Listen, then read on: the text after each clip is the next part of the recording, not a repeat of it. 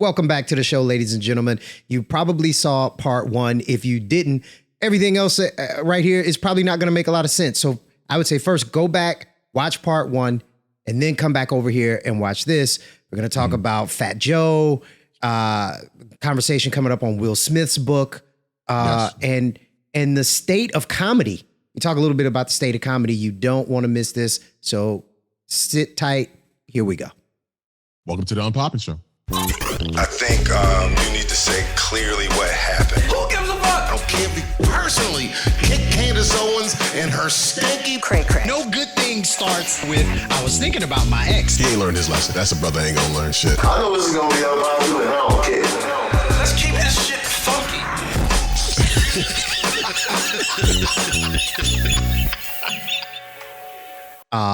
Have you been following the conversations and debate and everything around WNBA pay and soccer? How women are trying to get paid the same amount as men, all that stuff. Have you? Not closely. I've seen some headlines here and there, and every once in a while, passing through Good Morning America, I'll see them say something about it, and it's like, oh, that's interesting. I need more coffee, and that's which is unfortunately how fans treat the WNBA. They walk past their TV, they go, oh, that's interesting, and they go and do something else. Right. So it's really kind of a twofold thing, which it popped into my head as we were talking about Brittany. Griner, not Renner, because, that makes you think of basketball on both ends. But or Spears, depending on what you think about. Okay. No, that's funny. They are now, before they were saying, and when I say they, the players in the WNBA, they were saying the men in the NBA should donate some of their salary to supplement the WNBA player's salary. Well, okay. Obviously that went over like a lead balloon. So okay. Most of the okay. Most of the NBA are not millionaires. Correct. They're not. Contrary to popular belief. This is why I saw a great post about available jobs and young men wanting to get into different things. And so it's basically, millions of young men trying to apply for 40 jobs. That's the NBA. But yeah, they're all not making LeBron money.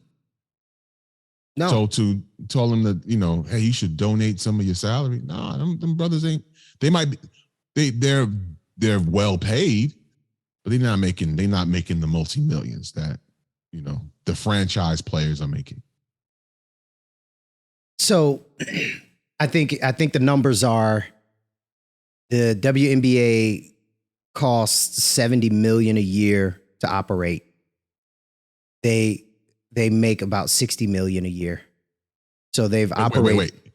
It costs $70 million. Mm-hmm. They make $60 million. Mm-hmm.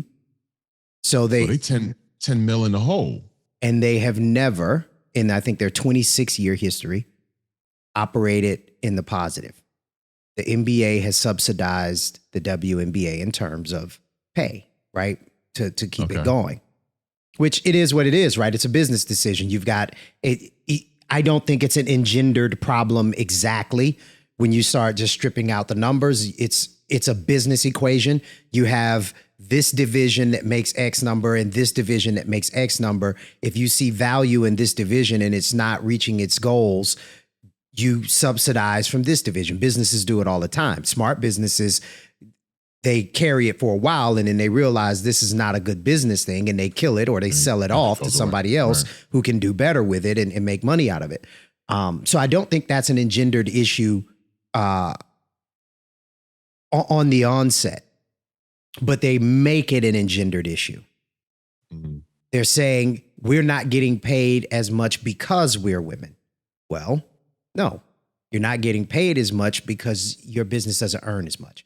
So, now, but all of that to say, they're now switching the conversation to we need the same type of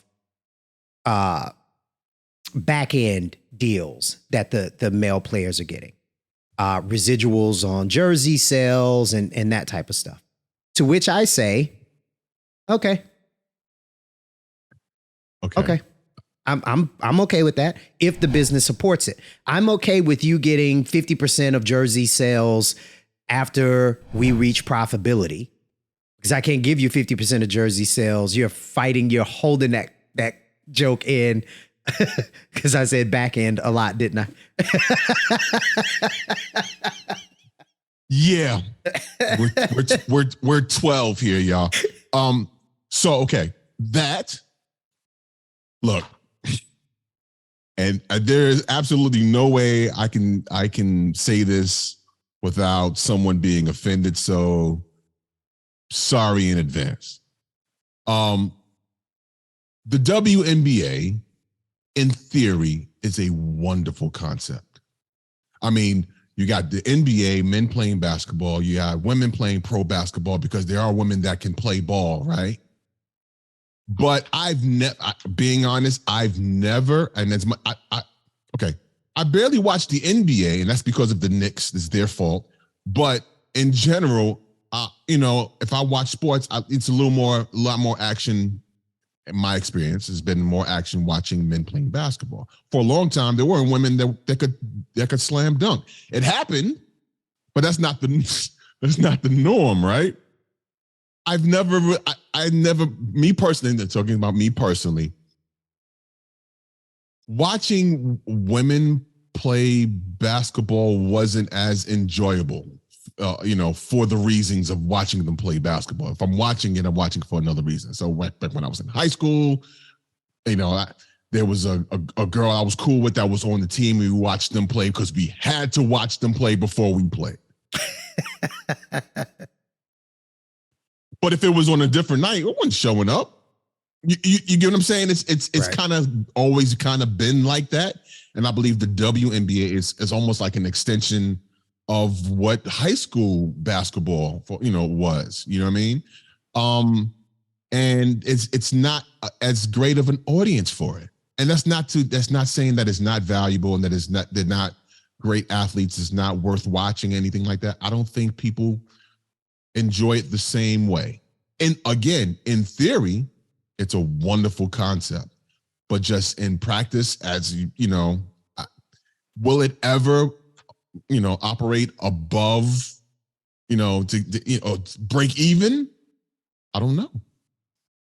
They may need to be. We're a sexist society. I don't think we are. Yeah, we are. We're sexist. We're very sexist. Especially in this country, we're sexist, we're racist, we're all of that. It's been built on it. This country has been built on both, right? I'd rather watch, attractive women in little shorts running around rather than Brittany, the other one. I'd rather watch Brittany Griner. Is that the right one? You'd rather watch Brittany Renner than Brittany Griner. I'd rather watch Brittany Renner than Brittany Griner. And I know that makes me a jerk. No, why does that make you a jerk, and why is that sexist? In some people's eyes, it's going to make me, you're just sexist. Oh, yes. Of course people are going to think that, but that doesn't actually mean it's true. I don't think that's sexist, and I don't think it makes you a jerk. You're a man. Okay. You're a heterosexual male. You like to look at heterosexual attractive women. That doesn't make you a jerk. It makes you a man, right? It makes your biology function properly for a heterosexual male. So I don't think there's anything wrong with that. And I don't think it's anything. Look, I don't like male gymnastics. I like women's gymnastics. And it's not because they're in skimpy outfits. It's because it's just more entertaining to me. That doesn't make me a sexist against men. It just means I prefer that. Yeah. I prefer women's track and field. I prefer women's tennis. Right? It doesn't. Right? There's a lot, and there's more action to it. It seems. It kind of seems like. Plus, for me, the sound effects from women is on the tennis field is better than hearing Sorry. You don't want to hear a bunch of men grunting. No, I don't want to hear that.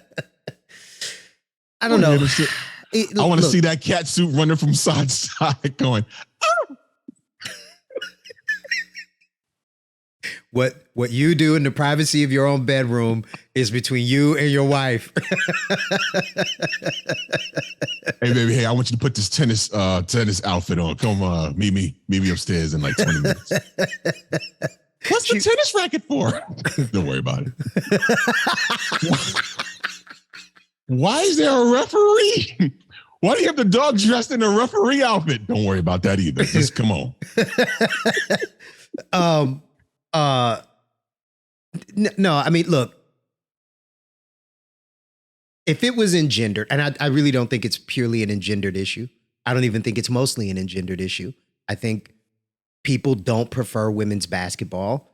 And I say people and not just men, because if it were truly engendered, then women would all be in the stands and their channels turned watching the games.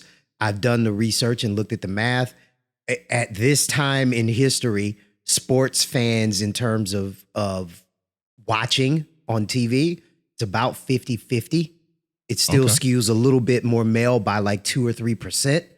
So this is not, 80% men. And if those 80% of men watch the WNBA would be successful. No, it's if the 50% of women who watch basketball, NBA sports in general, watched it, they would put more butts in the seats. They would sell more sponsorships and advertising. It would free up money to do better residual deals, because I won't say back end because it'll make you laugh like a 12-year-old boy again. And they could get paid more. It doesn't make sense to pay more when you're already operating at a $10 million a year deficit and you have never operated in the plus. And to say that, I wanted to Google and see if I could find really quickly, and the AP won't let me do it. They're like, you better join. I wanted to see if I could find quickly, and I haven't been able to, how much the NBA generated in its first 25 years. They probably weren't operating in the positive. But they probably weren't spending as much money either.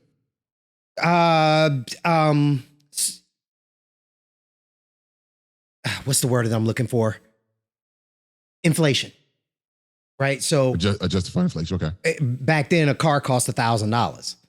Right. You get a gallon of gas for 20 cents. So, right. Comparatively, they probably spent the same or more. Okay. I mean, and then, there's the advertising that comes with it now, and it's a whole lot more that goes into it rather than, I get it. Yeah. I don't know. I think they might be trying to skip the line a bit.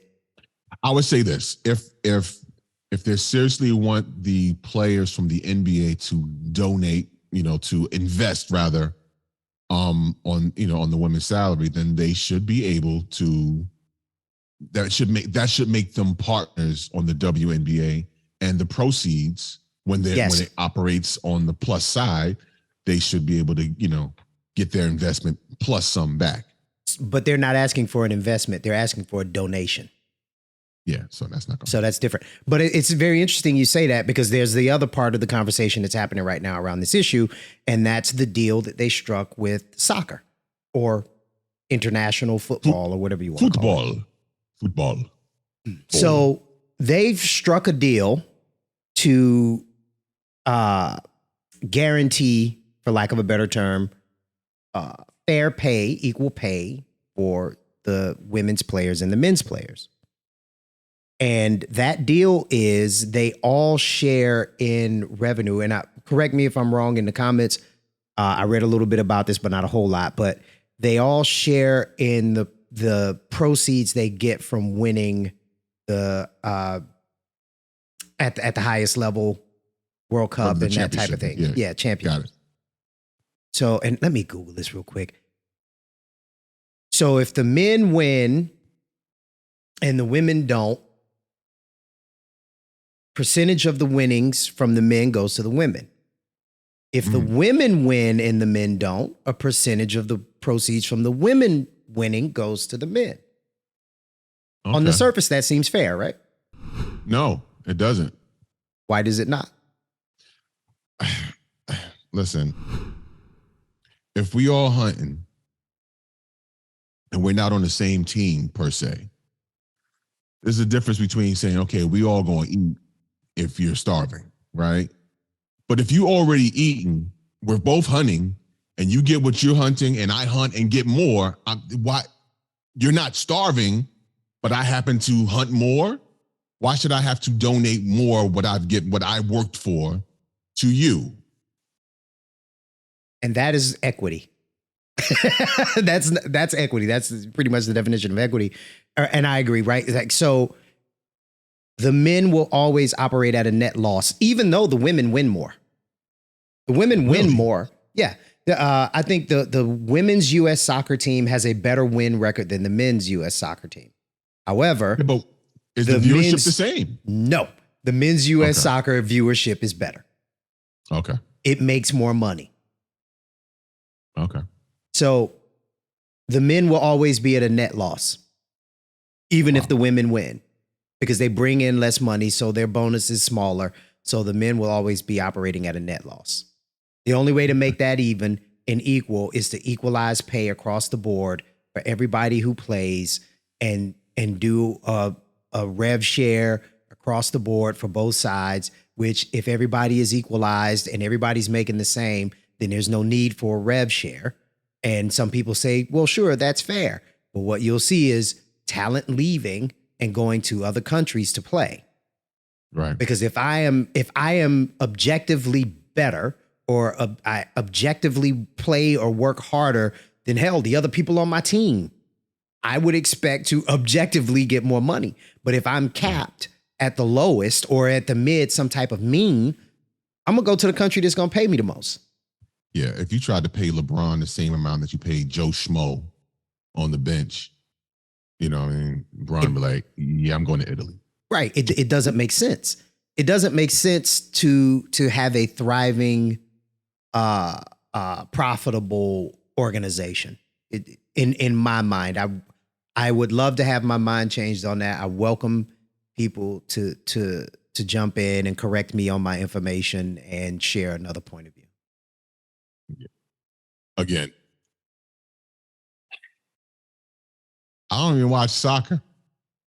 I'm not the hugest sports fan. I enjoy sports. I at one point I was athletic, but you know my reality these days is fighting myself to go down to my gym and work out. So watching someone else work out is not as enjoyable. So there's that. I was trying to find some more information on it, but I couldn't. But sorry to take you down that rabbit hole, but it's no, that's cool. My brain went there as we were talking about Miss Brittany. Speaking of rabbit holes, you want to talk about R. Kelly? Oh, man. Okay, sure. Let's go there. So on Friday, a surprise album. Everyone was like, oh my goodness, I can't believe it.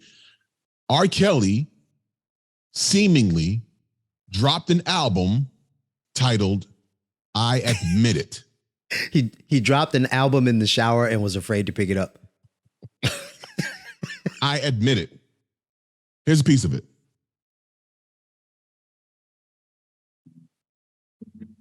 I'll skip ahead a little bit. Full of fans. I admit I'm a gift and a curse. I admit that I don't go to church.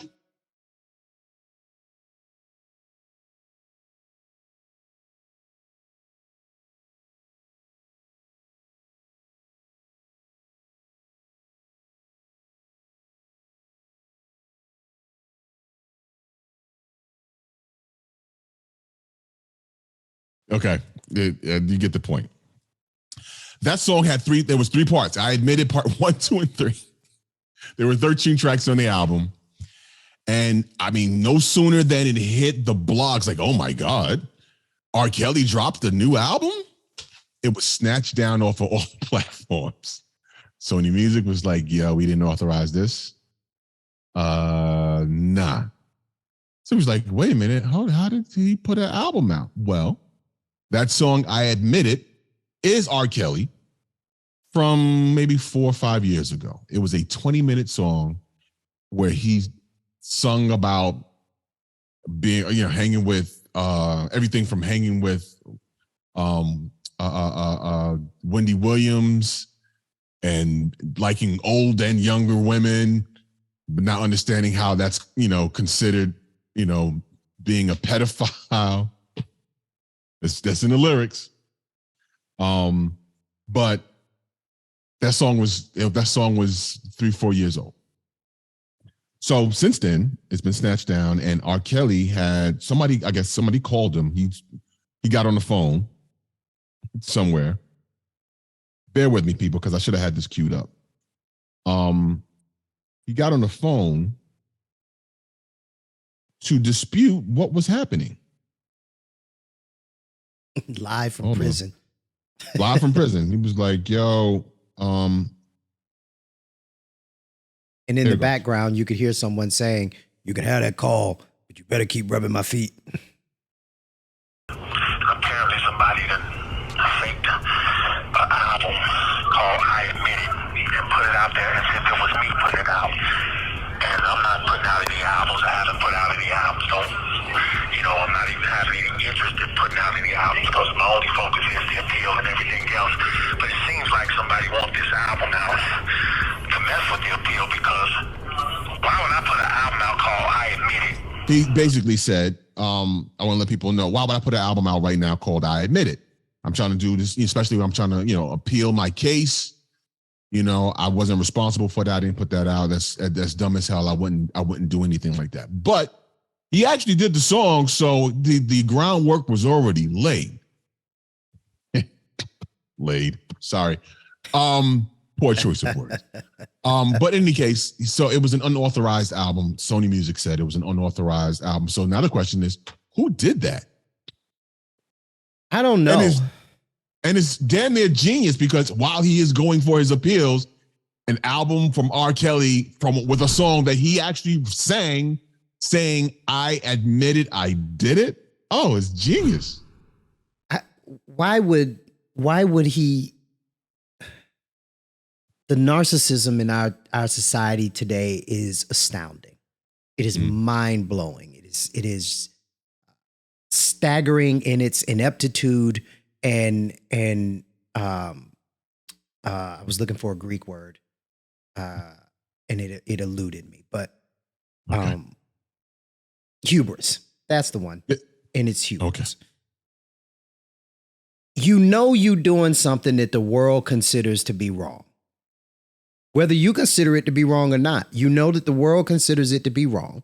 You've been pulled into court. You've been the subject of investigations, but you go into the studio, hit the record button, run a track. No, even before that, you sit down and you write a song, and then go and record it.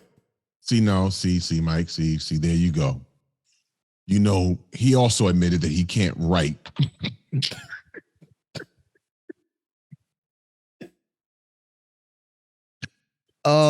God. So there's that.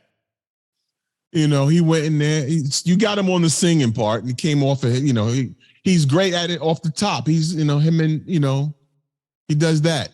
No, he's out of his mind is what he is. He's completely out of his mind. Why would you do an audio recording of something that will implicate you in a crime that you're being investigated for, have been being investigated for quite some time? Why would you record that? Why would you do that? I mean, listen, it's the same reason why there was a clip of him toasting with a bunch of his friends going, oh, they too late. They should have came at me 20 years ago. It's too late.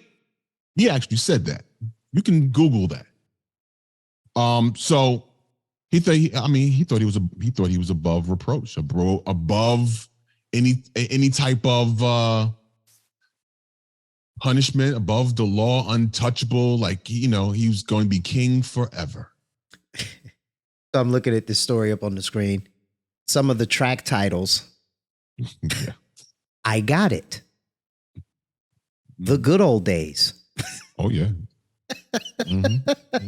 Really, bro? Really, bro? And these are his songs. It's not like somebody is impersonating R. Kelly on these tracks. This is from his creative space. Yeah. Look, So that said, it's obvious he wouldn't have released this. He didn't release this. Somebody did. yeah. They are stealing his intellectual property. He has a lawsuit on whoever released this. He has a lawsuit against him. He also said in that song, I actually listened through most of it, like skimming through. He said something to the effect of that he doesn't own his publishing in that song. He alluded to not owning his publishing. All right. That he had signed a contract so many years ago that he didn't know what he was signing. Yeah, I know somebody's actually going through that right now, where they signed a publishing deal and their publishing has been hijacked for a long time. But look, this is where I have to say, and I'm gonna say this, and I wish it was a button. Let me take myself off camera just in case people come for me. I can be like, that wasn't me. You don't want to read your lips? No, that wasn't me. No, I'm just joking. This is where I have to say, to some degree, Kanye was right. Not about his anti-Semitic, Whoa. not about his anti-Semitic Whoa. rant. Thank you. Please clear that up. He was right about how the deals are bad and how those music industry deals victimize a lot of people. He was right about that. Well, that wasn't an original thought. No. It was a very loud one from him. But it was not. But it wasn't an original thought. He didn't come up with that himself. I mean, that's been around. People understand that. Michael Jackson said that. Prince said that. Prince went as far as to get slave on his face. Right. Changed his name from Prince to a symbol because they owned his name. Yep. So it's not that concept is not anything new. Kanye's still an idiot. A clock can be correct. A broken clock can be right twice a day. So yeah, no, we're not going to attribute that to Kanye. No, a lot of people though. You'd be better off saying Thanos was right before you said Kanye was right. You're hilarious. Look, a lot of people don't remember the Michael Jackson stuff and the Prince stuff. We owe. So we remember that. But for a lot of people, that conversation originated with Kanye. Man, sure. Tommy, he called out Michael Jackson called out Tommy Mottola. Mariah Carey wasn't she married to Tommy Mottola? Yep. As soon as she got away from him, they labeled her as crazy. Coincidence? Yep. Well, I mean, there's that. Don't get me started. So, yeah, I'm just anti-Kanye right now. I don't want to hear nothing new you got to say. You and everybody else. And he's been in the news for some stuff. I'll be honest with you, I haven't really watched. I'm just like, okay, I can't. Yeah. People, you can go back on episodes. I've been calling Kanye out of his name and saying he's out of his mind for a very long time. So you almost 3 years in on this Kanye out his mind. This ain't new. You ain't new to this. You true to this. That's right. He needs that brother. He needs help, but he's not getting the help. He has too many people, and I don't want to turn this into a yeah, man. I'll just go on the record, and you can beat me. Kanye. Moving on. Let's get off one hated black figure and move on to another hated black figure. One Mr. Deion Sanders. Is he really hated though? Oh yeah. Okay. So again, this is something I don't have much insight on. I mean, for what I've seen, again, I'm not the biggest sports fan. I thought what he did, going to coach at a black college, black university, was dope. And from what I understand, it was to attract the best athletes and to give them to put more light on those athletes, to give them more opportunities in going to going pro. and getting other opportunities outside after college, correct? For the most part, yeah. You got that right, for the most part. Okay. He was at a black university, so we know he wasn't getting a whole lot of money. I forget what his I forget what his salary was, like $300,000 a year, something like that. And we're talking about Primetime, who was used to making millions in his life. And so I'm not to say he didn't need the money. He was doing, I think what he was doing was pretty cool, pretty honorable. It's like, Spike Lee teaches at NYU. He's a professor at NYU. Who knows what his salary is, but I'm sure it's not really a factor of why he's doing that. He enjoys film and he's teaching filmmaking, right? He has a lot, he has a lot of insight to share on filmmaking. So I kind of looked at, Primetime going to a black university as the same thing. Now, do I understand what school is it that hired him? He came out that they were going to play a championship, that he was leaving that university and getting a pretty big payday. So I verified he was making $300,000 a year. It was a $1.2 million deal for 3 years. Came out to be roughly $300,000 a year. Okay. What is it? Colorado? Okay. Colorado University, cold. Colorado State University. Where it's cold. And you can get high legally. Yes. So let's keep things in perspective here, T. Like, I mean, if you're going to be that cold, you probably should be high. But they came to the table. They made him an offer, $5 million a year. Woo! He accepted the offer. Man, so where is the back? I mean, if it's about getting your paper, he did what he came to do at that school. Another opportunity came along. That's what the name of the game is. That's what happens. What people do. So he did more than what he came to do. And this, as I was researching this and admittedly watching some other people talk about it and reading a few things, I learned a whole lot, and I gained so much more respect for him as a man. This is a man. So here's what he was doing. He was taking half of that $300,000 that they were giving him and putting it back into the school. Wow. Back into the program.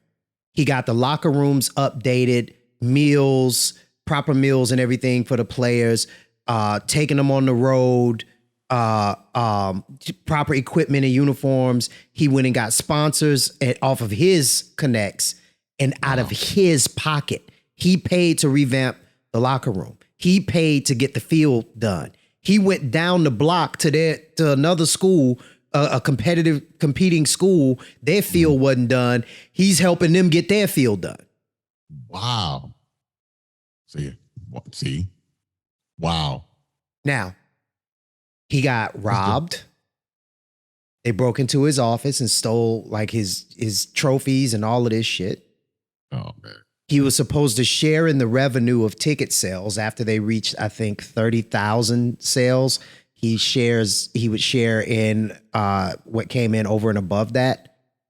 Okay. For some reason, they would have a packed house, and for some reason, the ticket sales would only show 28,000 sold. Ooh, I think that arena holds 60. So they were robbing him that way. Wow. So, I mean, he came in, he's there 3 years. They had, 3 winning seasons. They won the SWAC championship one of those years, which is something I don't think they've ever done. Just his presence being there shined such a light on HBCUs. It was this spillover residual effect.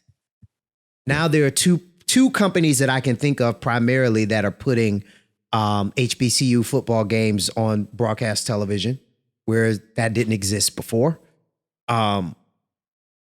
He changed in a very short amount of time, the landscape, right? Yeah. So people mad that he left because they say he should have stuck with the black folks and stayed over at HBCUs.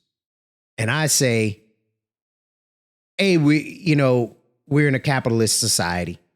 Yeah. So, you do what makes sense, I think, for you and your family and your smaller community. Yeah. So I'm not mad at him for taking the other job. Also, I feel like he might be able to make a significant impact over at that PWI. Downstream. Okay. Help me out. What does PWI stand for? Predominantly white institution. Okay, there we go. I think that'll. I'm glad it wasn't poor white idiots. Okay, thank you. Oh God. No, I did not know. I think or poor white institution. No, those are called community colleges. No, I'm just kidding. I'm kidding. I'm kidding. I'm a graduate of a community college, so I say that in jest. Yes, shout out to Kingsborough Community College here in New York City, in Brooklyn. That's where I attended. It's a lot of great broadcasters came from there. By the way, but I think him doing what he did, it shines a light on HBCU athletics and HBCU schools in general. As that light shines on the athletics programs, the enrollment also goes up. And then I think going over to Colorado, he is creating a blueprint for ex-pros, NFL pros, NBA pros to be able to come into these situations where we have been underrepresented so long. He is proving, he has gone in and proven himself, and then got institutions that generally won't deal with folks that look like him to write a very big check. So what happens in capitalism when you do something and you prove its success? It's imitated. It's reproduced. So, people mad at him that he didn't stay at the school. Dr. Umar Johnson had some things to say, and everybody has some things to say. I'm not mad at Deion. I'm proud of Deion. I am proud of that brother. Yeah,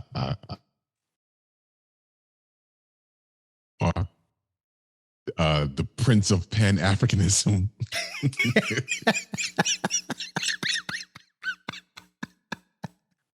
That is a very funny moniker. And that's what he's given himself. I respect the stuff, but he's attempting to do and trying to do. I think he mentioned, I heard him on an interview that they actually have a building for his school now. It's been almost, it's been 10, 15 years now? He's had the building. He just ain't done nothing else. Oh. He was blaming, I think the last time I looked at that, he was saying that he needed money to get the HVAC fixed and the plumbing fixed and all of that. How long ago was that? That was at least 3 years ago, I think. All right, well, according to that, that's done. And they're almost ready to do an opening. Okay. So, yeah. So, hey, listen, that's better than what I was thinking. Because it's been, I understand it takes a while to get things done, especially if you ain't paying for it yourself and waiting on donations. But after a while it goes, where all them donations going, brother? There's a YouTube channel who I used to watch him more than I do now. It's Pocket Watching with JT. Okay. He did a whole episode where he went into Dr. Umar Johnson's financials and broke all of that all the way down, because that's a 501c3. So you can go and get the information online. It's public information on how much money he brings in donations each year and how it's spent line by line. And again, it's been a long time since I've seen this episode and looked into it, but it looked real shady when you start digging into the financials of that nonprofit that's setting up it's Frederick Douglass Marcus Garvey School of something or the other. I can't remember the full name, but yeah, I encourage everybody who, will donate to an organization to take the time to research the organization. Yeah. I'll say that and leave it there. Yeah, I just, my donations stop at Magic City. So. No, it don't. Your donations are to hear international. To hear Tamir, Terrence, and Tyler. Yes, all T's. 4 T's International. Right. That's where your donations go. and Kaylee Incorporated. Like and T'Challa stick his head around the corner. Don't forget about me. Hey man, hey bro, what's up? Nah, but that's my dude. T'Challa's my dude. That's my dog, by the way. I have a German Shepherd named T'Challa, which is hilarious. If I break it down, the name T'Challa is actually Jewish. Really? Because a white man came up with it.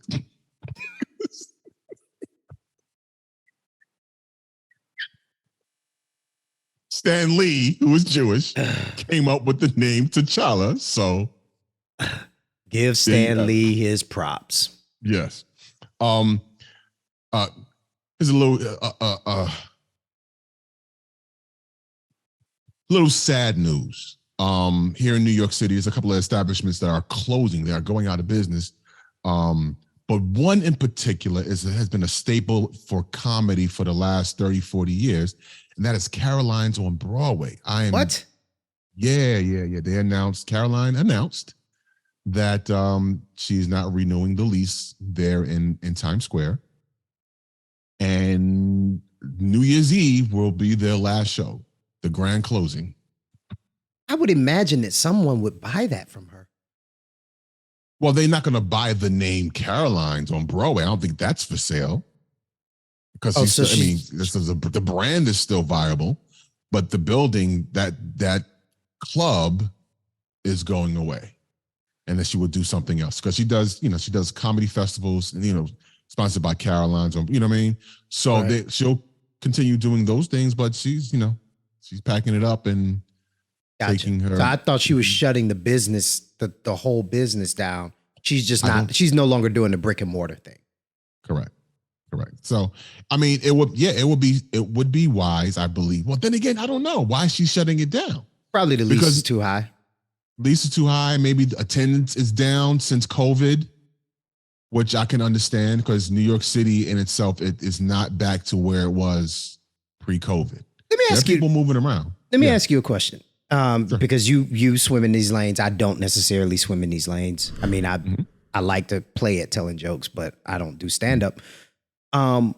Has the woke positioning that we exist in affected comedy in terms of attendance? Because I know comedians are, to some degree, some are a little bit more shy about pushing the envelope and taking those chances, and that does that make a more boring show? And are people still coming out? Yeah, people were, so if we go back pre-COVID, people were still coming out. People still went to comedy shows. In fact, one of the last times I performed at Caroline's was to open up for D.L. Hughley. I made a plaque of it. I put it up on my wall. And if you can see behind me, from that same night, it's me on stage. It was a great night. All those shows were packed from Thursday to Sunday. It was packed to see DL. That was pre-COVID. So I don't think it's the woke thing. I think it's more probably about, the attendance of COVID. But to answer your question, I think it's progressively, people have gotten, some people have gotten a little more sensitive or oversensitive. If going back to, and I hate to remind people of it, but there was a joke that a comedian, I won't say his name, not to remind what he said, but it was a joke that he told in a comedy club, and it ended up online, and the LGBTQ plus community, I know there's more letters to it, but I haven't learned all that yet. They were really offended at the joke. And for the first time, that comedian apologized for the joke. Found himself having to apologize. I'll say, it was Tracy Morgan. He had said a joke some years ago. You can look it up. And, he actually went and apologized for the joke, even though there wasn't really any malice in the joke. It was pretty funny. Now, that's not the joke that he told is not the first time I've heard that joke. You know how he said it. You know, I feel like I don't even want to say it because I'm nowhere on the level of Tracy Morgan, so I won't tempt fate. No. But in any case, so since then, and that was like maybe 15 years ago, right? Things have progressively gotten more sensitive since then. I mean, and I think you used to have some sort of creative license and understanding that if you're if you're on the mic in a building live telling jokes, it's about what's happening in the room right there. And it's hard to, especially people, this is why Dave Chappelle has people put their phone to, you have to put your phone up when you go to a show now. Because people will record a part of your set and put it up online, and there's no context to it, and it's just people just take it's. You could be addressing something that happened in the room and tell a joke, but out of context, it takes on a whole nother meaning. Right. So in any case, I think technology and people being a little more sensitive does make it a little harder. I've heard some interviews where Seinfeld has made some statements somewhere close to the same. It's a little, it's a little harder to go up on stage, because you constantly watching out for minefields. But these are the hugest comedians, right? That do it, that are having. So imagine someone like I'm trying to up and coming like me, trying to maneuver through that. It is a little more challenging, but you adapt. That's the other side of it. You know what I mean?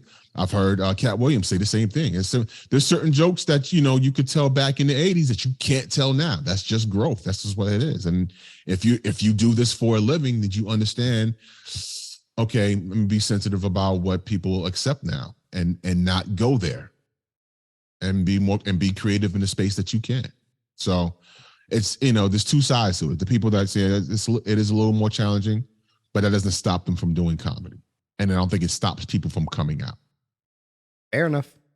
I just got curious. That was a very well thought out. I like the way you put that answer. we need to get you booked on MSNBC or something. I'm with it. Let's go. So all that to say, I'm so sorry to see Caroline's on Broadway go. I've been over the last 10, 15 years, I have been privileged to be able to walk across that stage, the same stage the greats have been up on, and had there's the opportunities to I've never been a headliner, but I've been an opener on the hugest stage in one of the hugest the biggest comedy stage in the world, and I'm forever grateful. So big shout out to D.L. Hughley, shout out to Carlos Mencia, and of course you always remember your first, Tommy Davidson, who gave me my first opportunity to open at that stage. Thank you. Let's do some more. So if you're in New York City or around New York City, if you want to get to Carolinas, you better hurry up and get there before New Year's, because when it's gone, it's gone. I got one more. There was I mentioned Uncle Luke Records. Yeah. I have the hat on. I'm representing for Luke, Miami.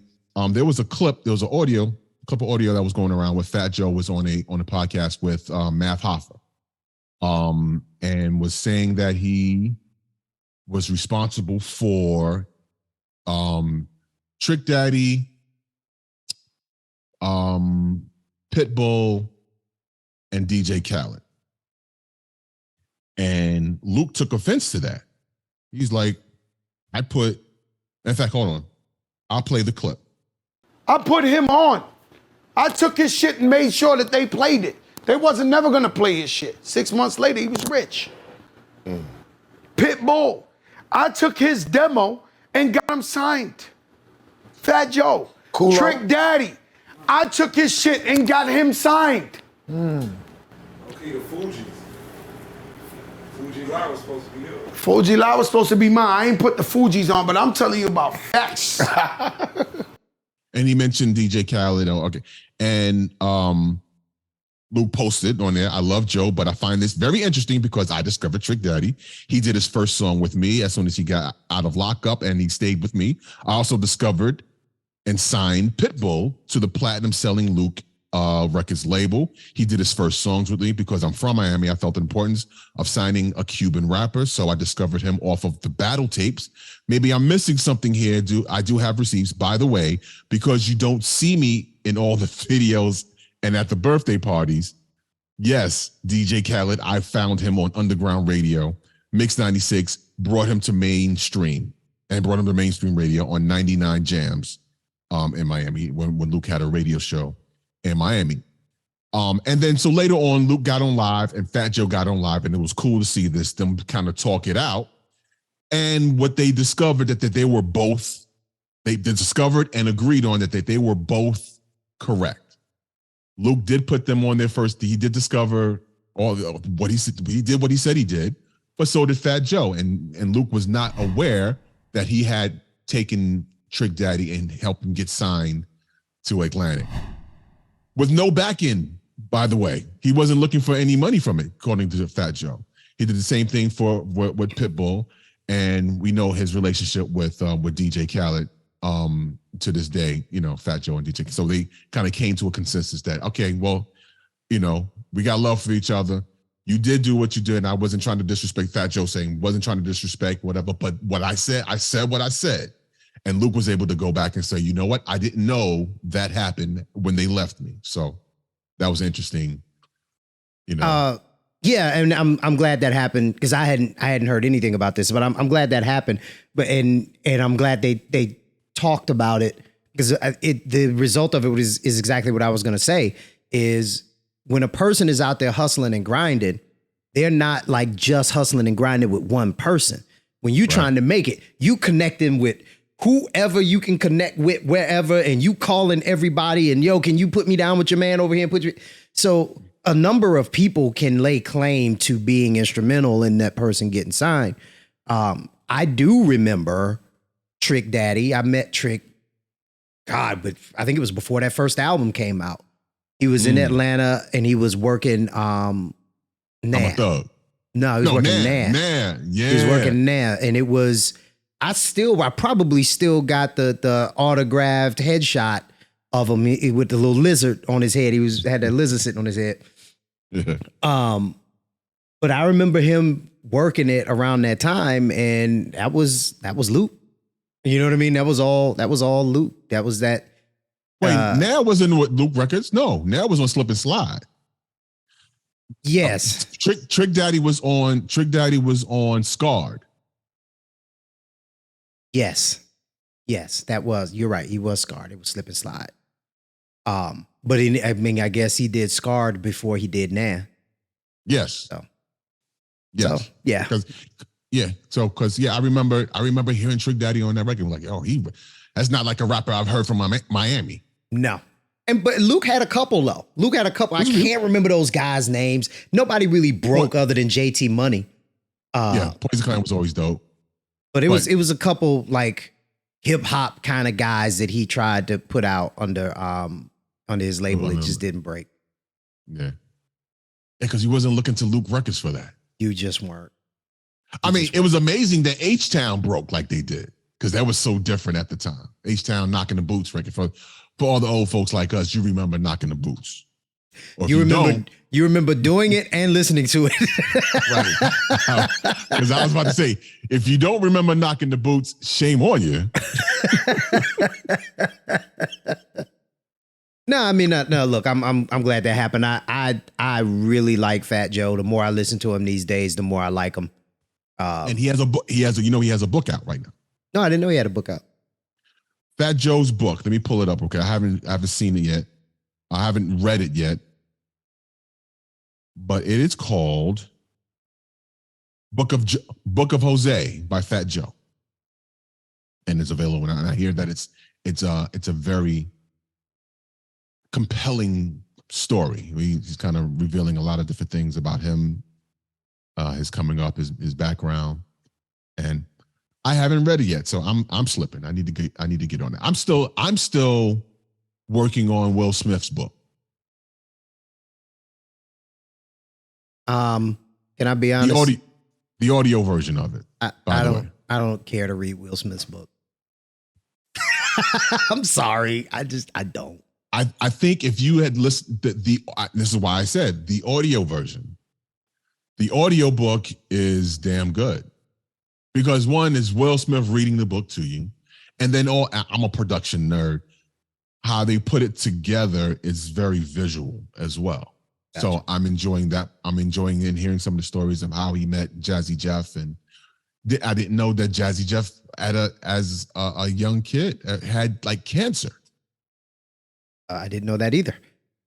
Again, these are things like I'm enjoying hearing these. Like, oh wow! So I have a whole new appreciation of why Jazzy Jeff is as good as he is as a DJ. He was the best in Philly. But all he did was study. He didn't do anything else. He didn't go play ball. They wasn't sending him to the store because he was a sick kid. And, he had gotten over it. His mom kept him safe. And he stayed in the basement and went through music. So that man knows everything about everything. So again, I learned that out of Will Smith's book. Fair enough. I am gonna watch his new movie. What is it? Emancipation. I am gonna watch it.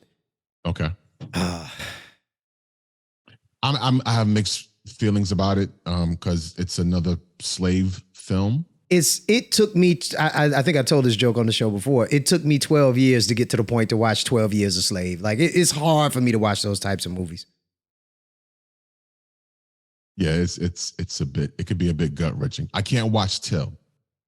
There's the story about Emmett, the movie about Emmett Till. I can't watch it. I watched the miniseries that came on earlier this year, and that itself was gut wrenching. Having a film that can be, I believe it may be R-rated. No, it's told from the mother's perspective. I haven't watched it yet. I've seen the trailer and I've seen the director. I forget her name. It's an African name, and I don't want to disrespect the sister, so I'm going to Google her name real quick. I apologize. It was Chinonye Chukwu. Chinonye Chukwu.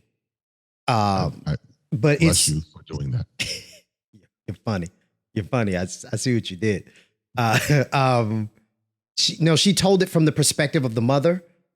She in an interview, she said she didn't show violence and stuff because she didn't want to stack onto the trauma of Black people seeing them. Like it's already Black trauma bodies associated with it happening, but she didn't want to stack on top of that by showing Black bodies being beaten on and all that stuff, which I respected that decision, and to still be able to tell that story very well in the way she told it, without doing that, with staying away from the inflammatory type of imagery, I think was great. She didn't show the body, didn't show the images of the body, so I think it was good.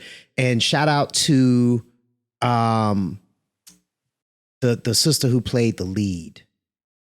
She's from Atlanta, Danielle Deadweiler. She's an ATLian, so shout out to her. Okay. The Black bodies being abused thing is, I've heard that same decision made for the movie Candyman this year. Like the horror movie? The horror movie Candyman, yes. How do you make a horror movie without? I watched it. It was good, and it wasn't traumatizing. It was more suspense and thriller than gore. So okay. She was so that's a cool thing. And it's funny to hear that, you don't really realize, sometimes you don't realize what's affecting you the way it is affecting you. Yep. Right. And there's certain movies I can't, I watch and feel a certain way afterwards. It's like, oh, I can't, That's why a lot of this stuff I don't watch. Yeah. I mean, and I'm not saying, hey, don't make it. I'm not saying, hey, change how you make it. I'm not saying do what you do. Do what you do. Earlier this on one of our past shows, I told you about. We can wrap up in a second. I was telling you about the movie Smile. Mm-hmm. It's now that does have some gore to it. That's it's a bit gory. But I watching it, it was what I took from it. It's I feel like it's a pretty realistic discussion about self-harm, and I don't want to say the word. Right. But you understand what I'm saying? Self-harm resulting in mortal wounding. Right. And the trauma that's associated with, people seeing that happen to another, or hearing about it happen to this movie. It was more about the visual of it. But there was, it took it to almost like a spiritual thing, that there was these people were fighting their, in the movie, literal demon that was chasing them around, and then finally gets in, and then they harm themselves with a smile on their face. And so I kind of took from that. I was like, wow, that's a pretty, I don't know if they meant to get there with it, but what I got from him was like, wow, the people for these hotlines that come out to help people get away from that sort of feeling or whatever. People that, that have those thoughts are literally fighting it that same way, until it's like, you know what, I just give up. And then you hear about how they, make peace and call. And like, matter of fact, it just happened. A guy that ended himself at Disney World. What? It's not funny. Yeah. Oh, you didn't see this story? Yeah. It was. It's quite literally the happiest place on earth. Yes, and there's a lot of backlash, in the afterlife he's getting, because he chose to do it there. But it was something about he and his wife had some sort of argument or whatever. He didn't hit her. He didn't hit her or anything like that. But she called the police on him. The police came and arrested him, and it, resulted in him being suspended and about to be fired from his job, and his life was in ruins. But his wife was trying to clear it up, and it wasn't, stuff wasn't happening. It was things it was just coming out, and he decided to take his own life. So, any case, all I'd say, all that to say, it was a very interesting take. That movie was a very interesting take. It's kind of weird. It's kind of weird that after getting through all the gore and then going, okay, what were they trying to say with this? It goes like, okay, well, this is actually a pretty good way to look at it. So yeah, I'll check it out. Yeah. I'm not big on horror and gore. I can sit through suspense, but likes it. So I keep saying her name and I keep having to blank it out. Old girl, she likes it. I heard you say it earlier. That's why I was kind of like, oh. Nah, she ain't signed up for this. I did. So gotcha. Folks, we appreciate you watching. We appreciate you listening. Hey, we want you to have a safe and enjoyable holiday season. If you're going to party for New Year's, please do it safely. If you probably the safest place, if you're not going to go nowhere, if you want to really drink, stay home, or do the Uber thing. I haven't been out for New Year's in so long, man. Nah. I stopped going out for New Year's, and then I DJ'd parties for New Year's, which doesn't really count as going out. And then after I stopped DJing parties for New Year's, I'd be in the house. I never really went out.